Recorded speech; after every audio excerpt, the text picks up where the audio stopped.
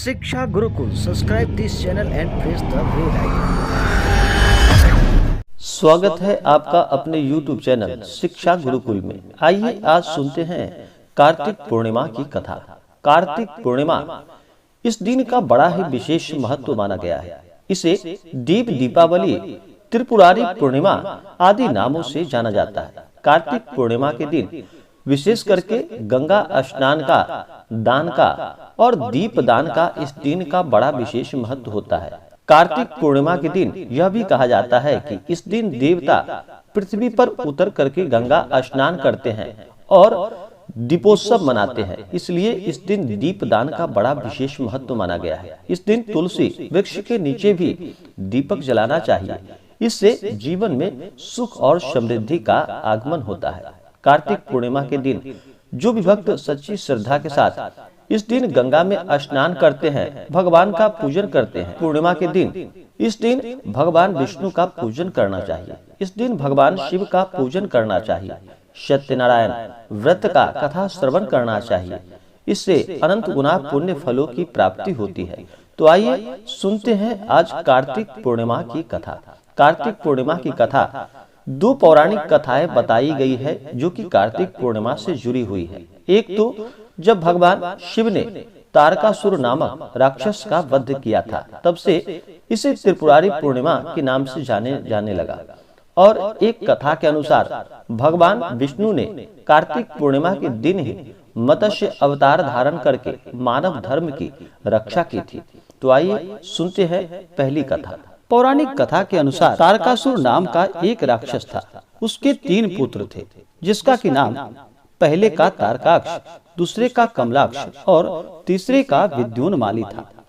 भगवान शिव के बड़े पुत्र कार्तिकेय ने तारकासुर राक्षस का वध किया। अपने पिता की हत्या की खबर सुन तीनों पुत्र बहुत दुखी हुए। तीनों ने मिलकर ब्रह्मा जी से वरदान मांगने के लिए घोर तपस्या की।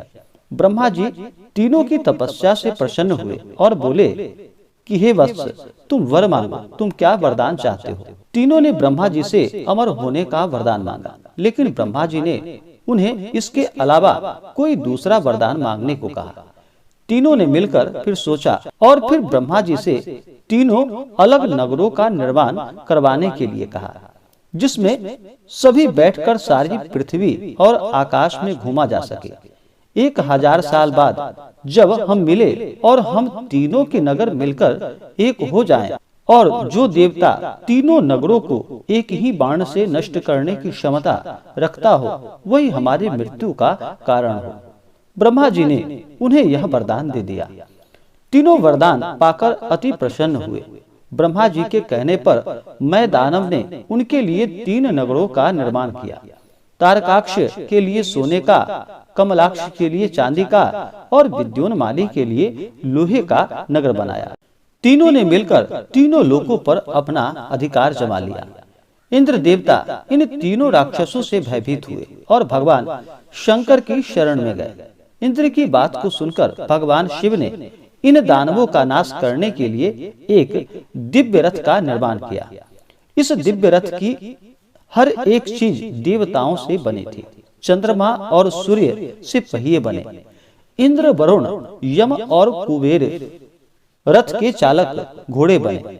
हिमालय धनुष पर बने। शेषनाग प्रत्यंचा बने। भगवान शिव खुद बाण बने और बाण की नोक बने अग्निदेव। इस दिव्य रथ पर सवार हुए खुद भगवान शिव। भगवानों से बने इस रथ और तीनों भाइयों के बीच भयंकर युद्ध हुआ। जैसे ही ये तीनों रथ एक ही सीध में आए, भगवान शिव ने बाण छोड़ तीनों का नाश कर दिया। इसी वध के बाद भगवान शिव को त्रिपुरारी कहा जाने लगा। यह वध कार्तिकेय मास की पूर्णिमा तिथि के दिन हुआ था, इसलिए इस दिन को त्रिपुरारी पूर्णिमा के नाम से जाना जाने लगा। तो आइए सुनते हैं कार्तिक पूर्णिमा से जुड़ी हुई दूसरी कथा। दूसरी कथा के अनुसार कार्तिक पूर्णिमा के दिन भगवान विष्णु ने मत्स्य अवतार लिया था। हिंदू पुराणों के अनुसार एक समय ऐसा आया जबकि धरती पर भयानक वर्षा हुई, जिसके चलते संपूर्ण धरती जल में डूब गई थी। लेकिन सिर्फ कैलाश पर्वत की चोटी और ओमकारेश्वर स्थित मार्कंडेय ऋषि का आश्रम ही नहीं डूब पाया था। तो आइए सुनते हैं इसी के ऊपर पौराणिक कथा। पौराणिक कथा के अनुसार द्रविड़ देश के राजर्षि सत्यव्रत कृतमाला नदी में स्नान कर रहे थे। जब उन्होंने अंजलि में जल लिया तो उनके हाथ में एक छोटी सी मछली आ गई। राजा ने मछली को पुनः नदी के जल में छोड़ दिया। छोड़ते ही मछली ने कहा कि हे राजन, नदी के बड़े बड़े जीव छोटे जीवों को खा जाते हैं, मुझे भी कोई मारकर खा जाएगा, कृपा कर मेरे प्राणों की रक्षा करे। यह सुनकर राजा को बड़ा आश्चर्य हुआ। उन्होंने मछली को अपने कमंडल में डाल लिया, लेकिन एक रात में मछली का शरीर इतना बड़ा हो गया कि कमंडल छोटा पड़ने लगा। तब राजा ने मछली को निकालकर मटकी में डाल दिया। वहां भी मछली एक ही रात में बड़ी हो गई। तब राजा ने मछली को निकालकर अपने सरोवर में डाल दिया। अब वह निश्चिंत थे कि सरोवर में वह सुविधापूर्ण तरीकों से रहेगी, लेकिन एक ही रात में मछली के लिए सरोवर भी छोटा पड़ने लगा। यह देखकर राजा को घोर आश्चर्य हुआ। तब राजा समझ गया कि यह कोई साधारण मछली नहीं है।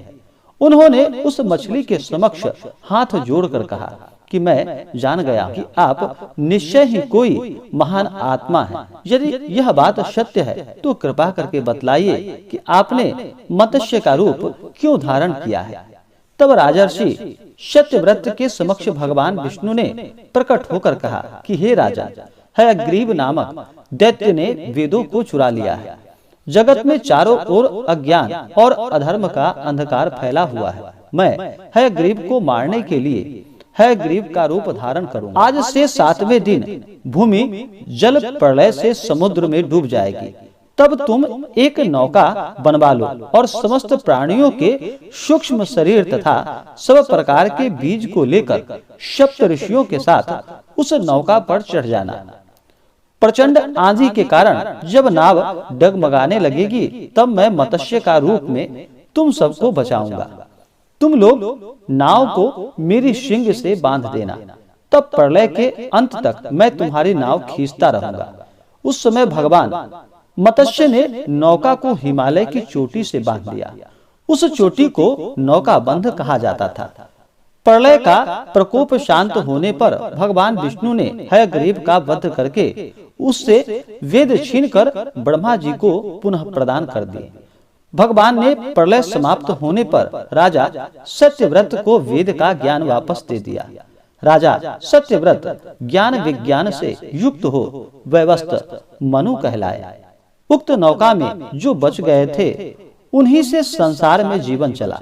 यह भी कहा जाता है कि हयग्रीव अवतार में भगवान विष्णु की गर्दन और मुख घोड़े के समान थी। तो आशा करता हूँ कि यह जानकारी आपको अच्छा लगा हो। ऐसे ही जानकारियाँ की प्राप्ति करते रहने के लिए हमारे चैनल शिक्षा गुरुकुल को लाल बटन दबा करके सब्सक्राइब करें। साथ में बेल आइकन घंटी को दबाना न भूलें ताकि मेरे वीडियो का नोटिफिकेशन आपको समय समय से मिलता रहे। वीडियो को लाइक और शेयर करें। मिलते हैं फिर अगले वीडियो में। तब तक के लिए धन्यवाद।